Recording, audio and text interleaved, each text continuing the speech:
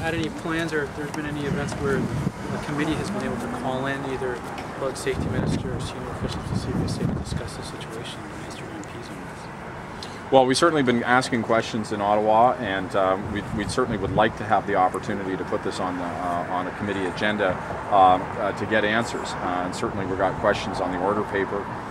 The point here is this is a government operating in secrecy. They've refused to let the community know what plans they're making that are going to impact people here in Cornwall, and that's entirely unfair. And for Guy Lauzon to choose his caucus, to choose representing the Conservative Party and its interests over the interests of the people in Cornwall, I think is a mistake he's going to have to answer. Our mayor is meeting with the CBSA, something the Conservatives have told them to do or attempted to talk to them. Why do you think that's not a good idea? Well, I think any meetings that take place are a good idea, and I certainly welcome any dialogue that will happen. What I find suspicious is that after months of not hearing anything, after months of refusing to even send a letter to say that they won't meet with them, if you can imagine such a thing, that the fact that Todd and I are coming down here with Bernadette is suddenly an impetus to send a letter rejecting meeting with the mayor and to set up a quick, hastily constructed meeting with CBSA. So what we're seeing is that they only respond when there's pressure or when they're embarrassed into action. That's unacceptable. This community has suffered enough. The economy has taken enough of a hit already. You know, we had an opportunity to meet with the president of the Chamber of Commerce early today, who's talking about the fact that businesses can't move forward with important investments because they don't know what's going to happen. That's unfair. I mean, there has to be some direction and clarity given here, and yet it seems that any time there's that opportunity, it's swept aside and pushed under a rug. Can I just add to that you know, meetings with CBSA are important and should continue, but there really have to be meetings between elected officials. These are all elected people, and they deserve the right to say, I want to meet with the minister on this issue. So what's the plan then? How do we fix everything? Well, I think the plan is first very simple: bring a mediator in. I can't for the life of me understand why they haven't done this. This is a painless solution.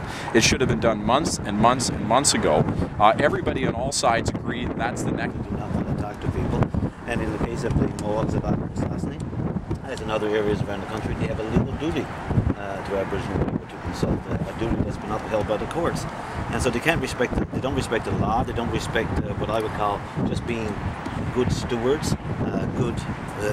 having a mode of good governance. I mean, it's pretty simple, isn't it? We've got a temporary border crossing here. Something is going to have to change. This cannot be the way it is now for all time. That's why they call it bloody temporary. So something is going to have to happen. There's going to action have to be taken. So what we're saying is, what is that action? And when is it going to happen? And engage the people who are going to be mostly impacted by it. Do you see this as a pattern specific to Aboriginal people? Well, I would think that a lot of people across the country say that it's a pattern that affects not only Aboriginal people, but non-Aboriginal people as well. I think the people of Cornwall can testify to the fact that it's a pattern not only within the Aboriginal community, but outside the Aboriginal community. Do you guys have anything to say about human rights complaints stemming from interaction between people from Akwesasne and CBSA officers? There's a case for the tribunal. Let's be clear.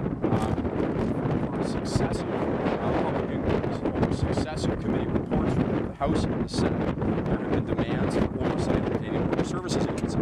This government has chosen again and again and again to ignore those requests. And so the problem is that when we have complaints of problems that arise at the border, we have no independent oversight agency to turn to. That's wrong. It's led to a number of very unfortunate situations, and clearly that's the answer. We need to have independent oversight. It's been called for by O'Connor and by Senate and House committees.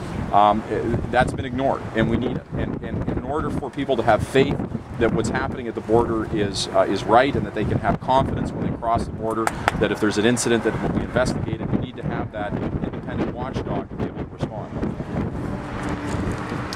Do you believe the money is set aside for the new bridge? Well, I don't know what their plans are. You know, the fact that we're we're given absolutely nothing in way of a timeline or where the border crossing is going to be, or engaging the community in any kind of dialogue, doesn't give me a lot of hope that they've really thought all that seriously about the issue. I mean, it's very easy to say, oh yeah, we set aside some money, but it's, you know, that doesn't have any meaning. It has no relevance if you have no plan. If there's no actual plan to fix the tensions that exist between the Akwesasne and CBSA, if you have no plan on where the border crossing is going to be, if you refuse to engage the local community. So I think it's a cheap way of being able to say, don't worry, we'll do something one day, there's money set aside, and hopefully everybody will ignore the fact that there's no real plan to do anything anytime soon. Just, Mr. Lodge, I just want to add, there's a lot depending on that low-level bridge for us in terms of economic development, in terms of progress. So it doesn't make any sense to say that it's there and then not advance this issue of the border and bridge crossing. Thank you very much. Thanks.